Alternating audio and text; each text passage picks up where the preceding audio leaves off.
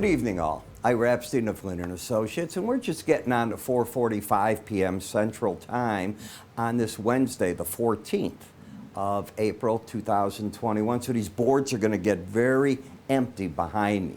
But it was a good day for the Dow, a good day for the Russell, which reversed course, a bad day for the FANG stocks and the NASDAQ. Gold still churning, silver gaining a little on it, and take a look at how the energies did as the IEA came out, and they had a very bold prediction of an increased demand of 250,000 barrels a day in 2021. OPEC just came out and said only 100,000 barrels. Bye-bye prices.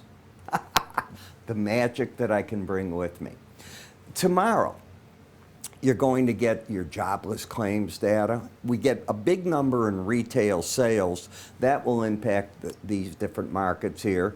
We're going to get factory output numbers, utilization. So lots of data coming your way.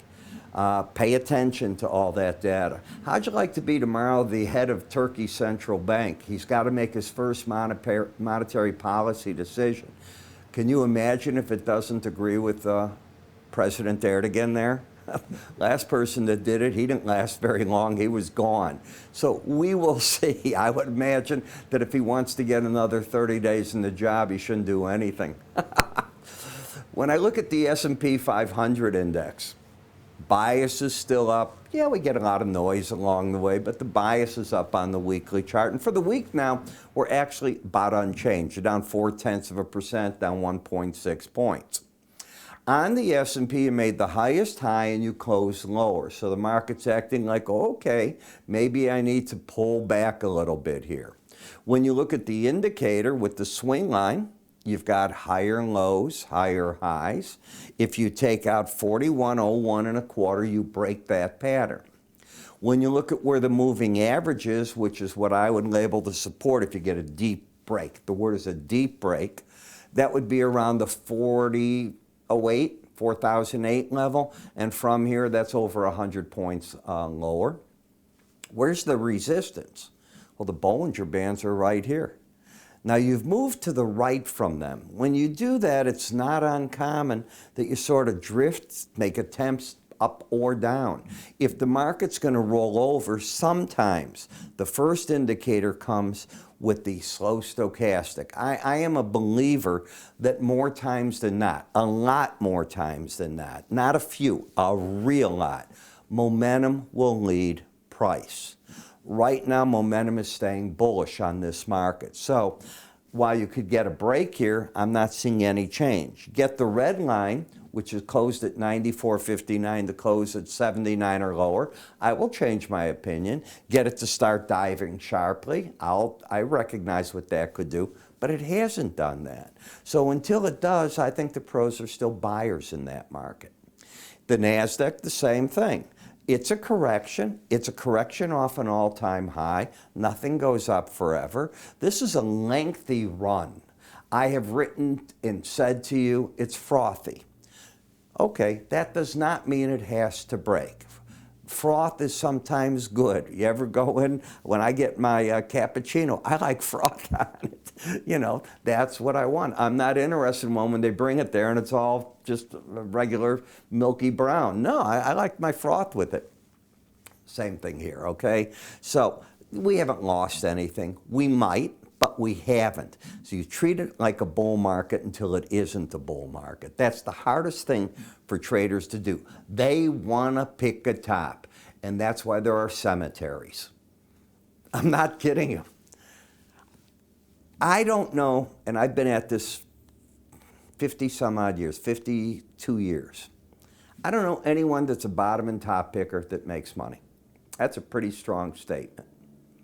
And if you think I don't know a lot of traders, you'd be sadly mistaken. How could I not? I'm here in Chicago, cut my teeth on the floor of the exchange for a long period of time, tried the trading in the pits, ran trade desks, ran a big and still do a nice, I have a smaller operation today because retail brokerage is different. And by the way, retail brokerage, you know, people beat it up. You are so wrong. Not everybody's capable of, number one, making their own decision. Number two, people like to bounce ideas off their brokers. I crack up when everybody goes, oh, I don't want to do that. Do you honestly think Reddit is the best advice you can get out there? Okay. If you do, keep going for it.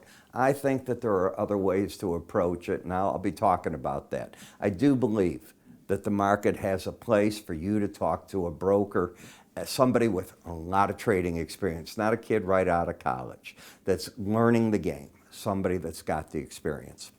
Higher lows, higher highs, away you go there. Still embedded. I have not lost my bullishness, but I'm no longer bearish on the Russell. And I was questioning. We were talking when it was here. I was with you on this, going higher, lower highs, lower lows. But I just wonder, with all the other markets up, first of all, I don't believe that you buy the weakest.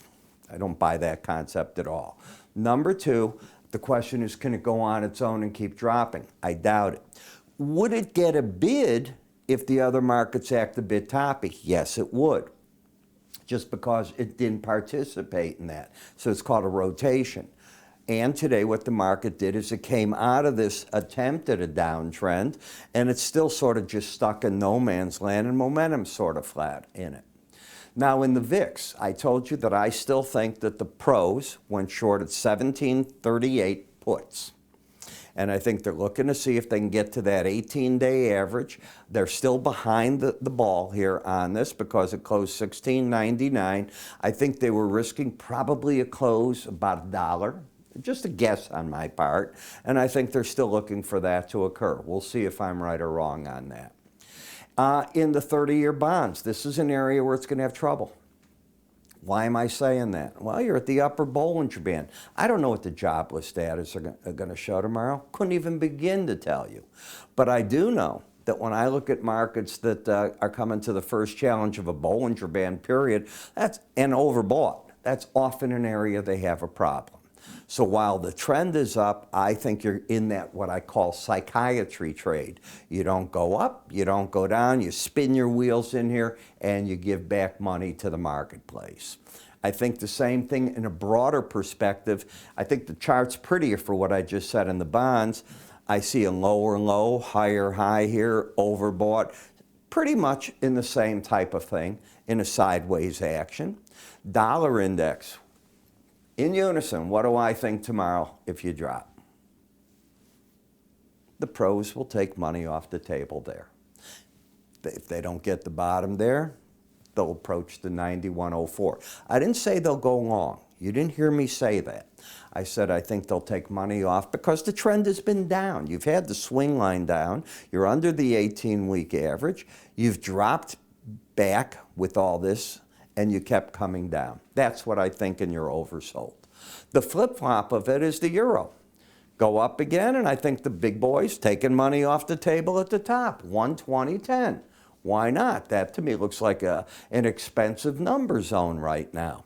Does this mean the trend to the upside has to end? No. But everything runs, when they hit that Bollinger Band, 95% of the time, the market's going to stay within it. I want to be the casino.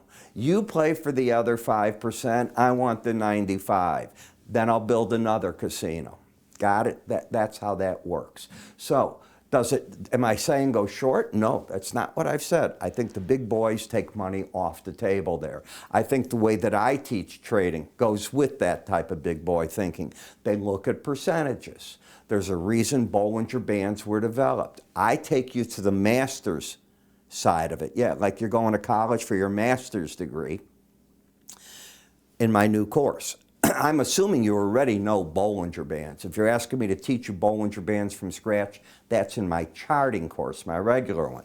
The enhanced Bollinger Band course is the master's degree. It just came out. We have a lot of people that have been buying it. I'm getting people telling me, open their eyes up to something else that they're seeing. Take a look at it. I think you'll find it well worth you learning what I've just come out to teach. Okay. So what about the British pound? Well, it's out of its downtrend. It's in an uptrend. Ta-da! Higher lows, higher highs. I think that the pros are now going long. Stops under this recent low.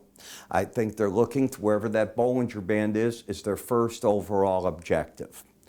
Bitcoin, what do you do the first time you get to Bollinger Bands? Now, you didn't hit it here. I don't think you did. 61,945. Oh, you did. You did. You hit it right there. So, got up. That just doesn't look right, but it did. Got over it again. Oh, my gosh. Now, what are you doing? Now you're pulling back. Are you embedding? No. So, what about Brent versus WTI crude? Well, the market did make a double top. That, looking back, there's no way to pick those tops, and I don't care about them. I'm just looking to see the differential between the two. Gives me an idea if one's stronger than the other. As for the market itself, the market, forget today, yesterday, had the outside day to the upside, right? Followed through. So now you've got higher lows and a higher high. Do you disagree with that? The momentum of the market pointing up, bias up. If you go, I'm looking for wherever that upper Bollinger Band comes in. You got there today. We'll see if it can do anything beyond it. But the key is, and that's what I love about swing lines and the moving averages and the filter on this. It gives you a format for a trade. When I look at WTI, and I'm going to stop here tonight, that's where the problem is there. So, I've got dinner engagement tonight. I'm putting this out early. I will catch you all tomorrow. Have a great day.